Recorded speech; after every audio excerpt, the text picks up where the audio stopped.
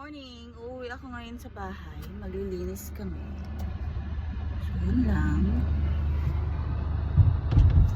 Hello everyone! Matagal-tagal akong hindi nakapag-vlog dahil nga hinintay ko muna ang makapagpa-raffle ako. Bali, umuwi po ako ngayon sa bahay para maglinis po ng bahay dahil magpapasukan na naman. Wala na naman akong time para umuwi dito sa bahay sa Naga. Marami po akong kasama maglinis dahil hindi po kaya ng isang tao ang maglinis doon sa bahay. Kagaya po ngayon dahil busy po yung mga kapatid ko dahil may mga trabaho, wala po talagang halos nag-aasikaso sa bahay. Kaya kung nakikita nyo, madumi talaga. Hindi naman siya yung totaling maduming-madumi. Yung mga alikabok kasi, ayan, sobrang dami na. Tapos yung mga agyo-agyo, marami na din. Kasi nga hindi na halos naaasikaso. Busy na silang lahat. Kaya ang ginagawa ko po ay umuwi doon. Tapos umuwi doon sa mga lola ko. Ganon. Ganon po ang buhay ko. Kung hindi nag-aalaga ng mga bata, ganyan naglilinis. Kung hindi naman, nagda-drive. Ayun ang buhay ko halos araw-araw. Hindi naman pala. Halos parang doon lang umiikot yung mundo ko. Ganon. Umalis kami ng bahay nang walang breakfast, wala lahat. Kasi nga sabi ko, gusto ko pumunta kami ng maaga para maaga makapag-start maglinis. Kasi nga po hindi kaya yun ng isang araw lang. Hindi kaya po kasi yung first floor pa lang, isang araw mo na yung lilinisin, hindi po yun kaya. Pati yung second floor hanggang third floor, tigi-isa po kami, bali 3 naglilinis. 4 kaming naglilinis.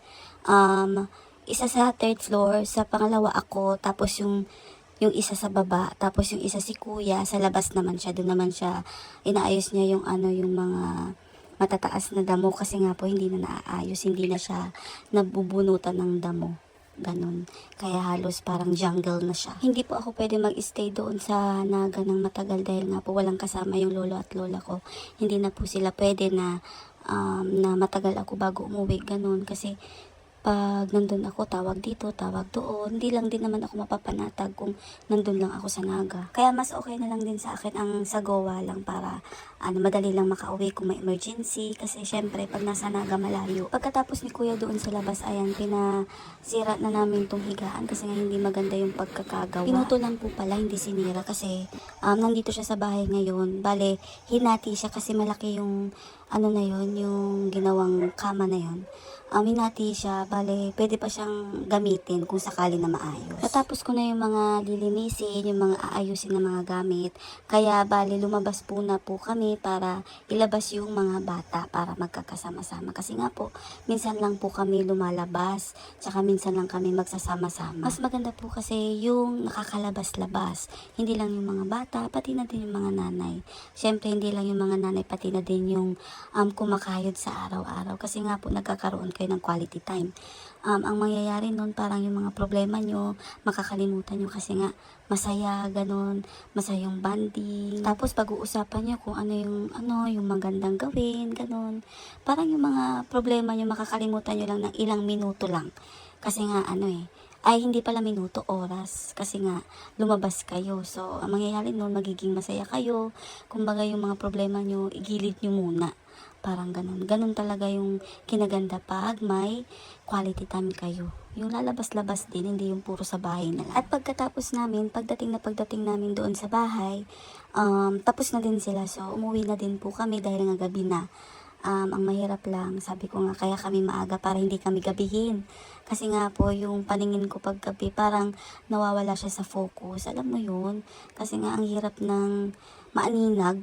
Yun ang mahirap lang pag gabi na kasi yung mata ko mahirap na makaaninag. Mahina po talaga yung paningin pala, hindi aninag. Paningin. Pag gabi, kung hindi ko palakasan yung ilaw ko, ganun, hindi ko siya makikita. Kaya, yung patakbo ko lang dito ng sasakyan, 40. Hindi talaga ako umabot ng 60, ganun. Kasi mahirap ng disgrasya, kasama ko pa naman yung mga bata. Hindi ko na nakunan yung pagdating namin, kasi nga po pagod na din. Pagdating lang talaga, nakatulog po talaga ako agad. At kinabukasan nga po, napagdesisyonan ko na pumunta na ng school para makapag-enroll na yung mga bata. Kasi nga po, magpapasukan na naman. Hindi pa din nakaka-enroll yung mga bata. Pagkatapos po namin magpa-enroll, nagpa-check up po ako kasi nga hindi ko na maigalaw yung balikat ko. Kasi nga po namamagana siya. Tsaka medyo siya, yung parang nawawalan na ng pakiramdam. Manhid pa, ganun. So, wala, ang hinihiling ko lang naman, wag akong magkasakit tapos walang mangyari dito sa kamay ko, Diyos ko.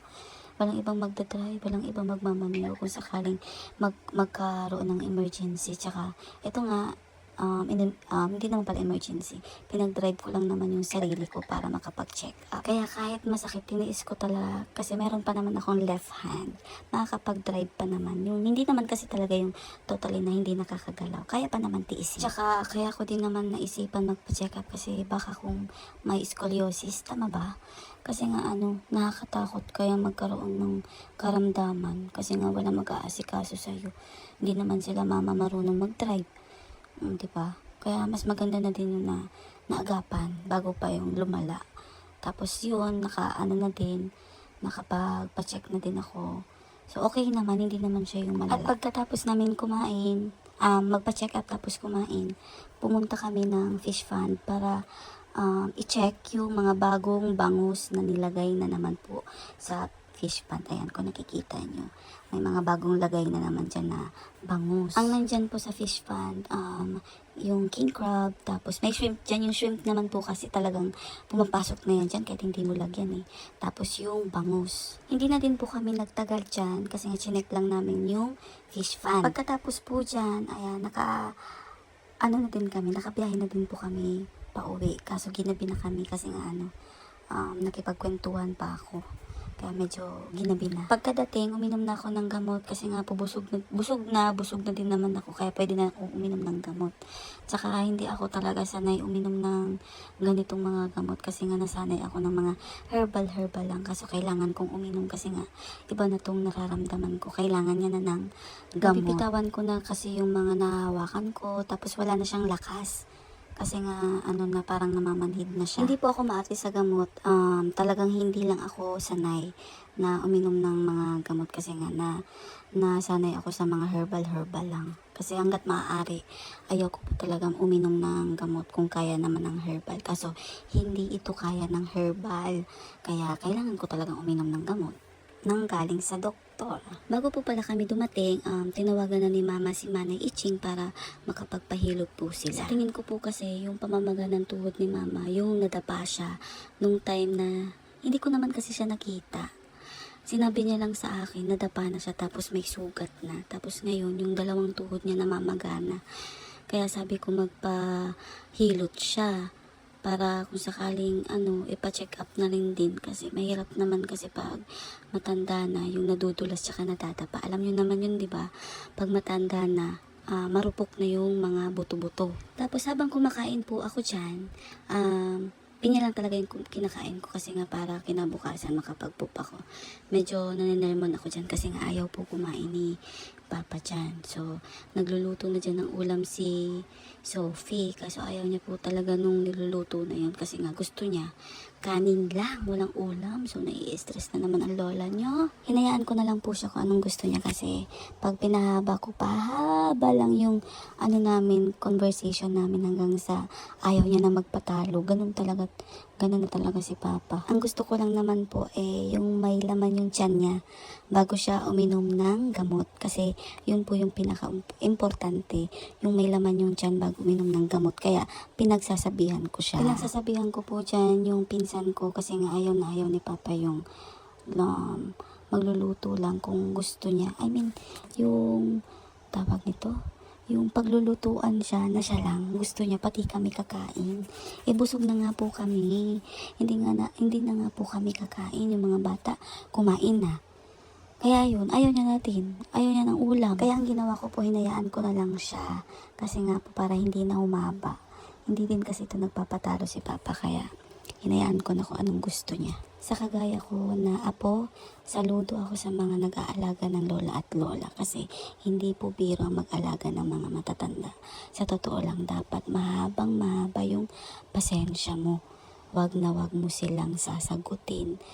Wag na wag mo silang sasaktan kasi nga iba na yung nararamdaman nila. At pagkatapos kumain ni Papa, pinahilot ko siya pero hindi naman yung totally pagkatapos ng kumain. Yun lang po. Bye!